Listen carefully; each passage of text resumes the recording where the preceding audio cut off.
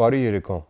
վերջ, ընդամենը 2 ժամ անց նոր տարի է գալու, ընդամենը 1 ժամ 50 րոպե անց բոլորս ամբողջ ընտանիքով սեղան ենք նստելու մի քիչ հոգնած, միգուցե նույնիսկ ամանորյա ծախսերից մի քիչ էլ նեղված դիմավորենք 2011 թվականը, հոգու խորքում հուսալով, որ հաջորդ տարին ավելի լավը կլինի, քան այս մեկն էր։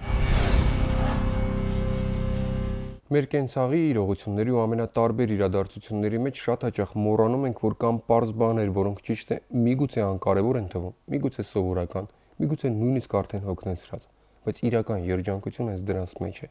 Օրինակ տեսնելը, թե ինչպես է տղադ մեծանում ու կամաց իսկական տղամարդ դառնում։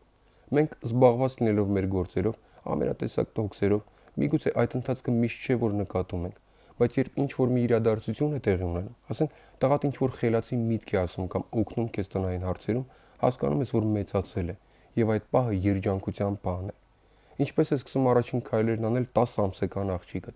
Ճիշտ է, դեռևս 1-2 քայլից հետո ընկնում է, միգուցե նույնիսկ մի քիչ էլ լաց լինում, բայց հետո վեր է կենում ու կրկին փորձում քայլել։ Արդյոք դա տեսնելը երջանկություն չէ։ Ինչ խնամքով է մայրդ արտուկում շորերդ, որ հանդիպման գնալիս տեսքը տեղը լինի։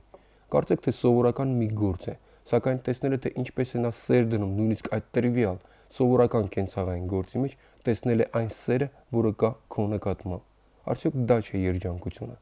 Ինչպես է կինդ ամբողջ երեկո խոհանոցում իրապես տանջվում փոքրիկ թվացող, բայց շատ ժամանակ ու նյարդեր պահանջող որևէ նոր, օրիգինալ կերակրատեսակ պատրաստելու եւ քեզ հաճելի անակնկալ անելու համար։ Երբ դու աշխատանքից տուն ես գալիս հոգնած նստում սեղանի շուրջ ու տեսնում այդ նոր կերակրատեսակը, այնքան էլ չես խորանում, հասկանալու համար, թե քանի ժամ է պահանջվել այն քեզ համար պատրաստելու համար։ Դու ուղղակի ուտում ես այն, որովհետև հոգնած ես ու սոված։ Բայց երբ ընդամենը ասես, որ շատ համեղ էր ու տեսնես կնոջդ արած աշխատանքը գնահատված լինելուց հետո առաջացած թեթև ժպիտը, արդյոք դա չէ իրական երջանկությունը։ Կարծեք թե փոքրիկ բաներ են, աննկատ, արդեն վաղուց սովորական բաներ դարձած, բայց իմ խորին համոզմամբ իրական երջանկությունը հենց դրանց մեջ է։ Դրանք գնահատել է պետք, իսկ ամանորյա տոնական սեղանը կարծում եմ տալիս է դրա հնարավորությունը։ Տոնական այսօրով երկար բարակ չխոսելու համար միանգամից մաղթանքների անցնեմ։ Տա Աստված, որ հաջորդ տարի պատերազմ չլինի ու մեր տղաները ողջ ու առողջ տուն վերադառնան։ Տա Աստված, որ հաջորդ տարի մեր հարազատները մեզ հետ լինեն։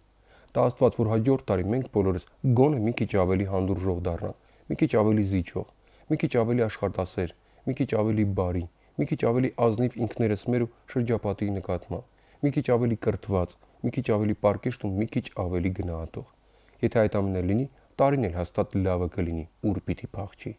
Զգում եմ, որ արդեն զահլա եմ տանում, գնալու ժամանակն է, այնպես որ կհանդիպենք արդեն հաջորդ տարի հունվարի 10-ից մեր ավանդական հանդիպման ժամին, եւ ամենակարևոր մաղթանքը հաջորդ տարվա համար՝ առողջ եղեք։